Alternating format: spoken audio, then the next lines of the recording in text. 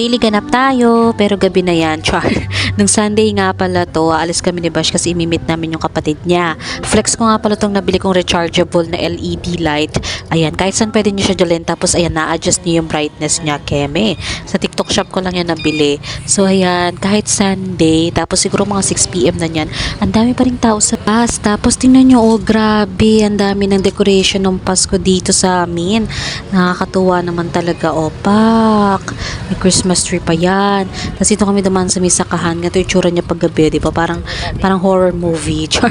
Tapos ito nakarating na kami sa may Wawa Watermart. In fairness, akala namin pag ganitong oras wala na masyadong tao. Pero ang dami pa rin. Ayan, o, di ba? At dumating na nga yung kapatid ni Bash, si Ler. May dala kasi siyang mga gulay galing dun sa farm nila sa Kalamba. O, di ba pa? Ang dami. Grabe. Syempre, pag marami ka nakuhang blessing, anong gagawin? I-share. Char. Ayan. Pinagpa-plastic ko na yan. Hinati-hati ko. Nagtira lang ako para sa amin.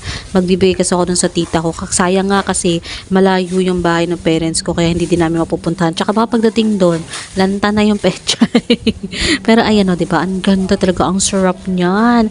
Pwedeng-pwede ito pang gisa lang. Tapos lagyan mo ng sardinas. Kering-keri na yun. Tapos ayan, meron din palang sigarilyas tsaka patola. Pero konti lang yan. Kaya binigyan din namin sila. Tapos pala bibigyan namin dyan si nanay. Yung kinain na namin handaan kahapon. Kami kasi yung tipo ng taong mabilis maka-appreciate. Press kami niyan ni Bash. Kaya kapag may tumutulong sa amin, doble-doble yung binabalik talaga namin sa kanila. Hindi man financial, pero asahan nyo talagang mag-e-effort kami. Ganun kasi talaga kami ni Bash. Pero ayan, paalis na rin kami niyan. May dala nga pala akong Gatorade. Kasi kagabi nag-LBM ako. Natakot nga ako. Kala ko nagle-labor na ako sa hilab. Sama lang pala ng panahon. Buti na lang. Talagang kinausap ko si Bibi. Sabi ko, wag muna. Maaga-aga pa.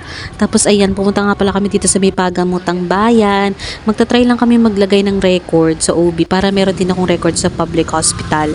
Kaya lang, ayan, tuwing Friday lang pala yung check-up. Kaya babalik na lang kami ng Friday. Kasi dahil tanghalian na nga, kakain na kami dito sa may Carmona Public Market. O diba, tirik na tirik ang araw. Kaya naisipan namin ni Bash magbulalo. Pak. Ewan ko ba tayo mga Pilipino, ang init-init, pero ang init natin sa mainit na sabaw. Nakaka-relate ba kayo? Diba yan? Pero ayan na nga, bumili na kami ng bulalo na sobrang sarap. Hindi mo na kailangan dumayo ng Tagaytay, char. Kasi yan, may tilapia, tsaka sisig. Kumain lang kami saglit dyan ni Bash. Kahit ang init-init talaga, nahigop pa ako ng sabaw jar. Pawis-pawis na talaga, baskil na. Pero ito, o diba, kasabay din namin yung mga estudyante, kaya marami ding tao. Ito yan si Bash, o pak, sarap na naman ang bata, char.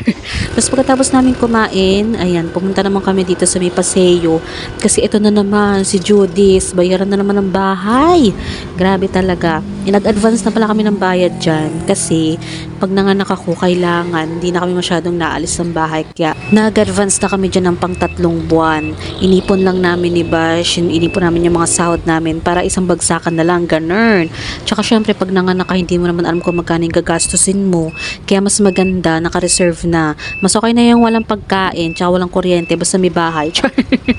Secured na, charot. Pero ayan, pagkatapos namin magbayad ng bahay, pinagawa namin tong e-bike kasi napapansin namin humihina na yung preno. Ayan, pinalitan lang ni Kuya. The best nun si Kuya gumawa, ang bilis lang. As ayan pak, o diba, meron din siyang talent, yung paa niya, nakakatuwa. Kayang-kaya niya rin itaas yung mga gamit niya gamit ng kanyang paa. Syempre kapag pinahiram ka kasi ng isang bagay, dapat iniingatan mo. Ayan, dahil pinahiram kami ng e-bike, kailangan dapat maintenance. Para pagbalik, maayos pa rin kung paano binigay sa amin, ganun din namin siya ibabalik. Char, ganun. Syempre kaplastikan lang yun. Joke lang. Pero ayan, 480 lang yung paggawa namin dyan. At solid talaga si Kuya. Pwede siya maging rockstar. Pak. Tapos ito, pagka uwi namin, dumaan din muna kami dito sa may fresh buko. Bumili kami dito ng buko juice na sobrang lamig at ang sarap talaga. Refreshing. Mawawala talaga ang init at pawis sa iyong kili-kili.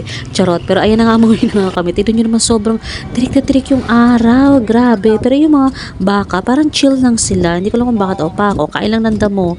At ito na nga, syempre, ang daming pechay sa bahay. Nag-ulam na rin kaming pechay. Yan lang. Bye-bye.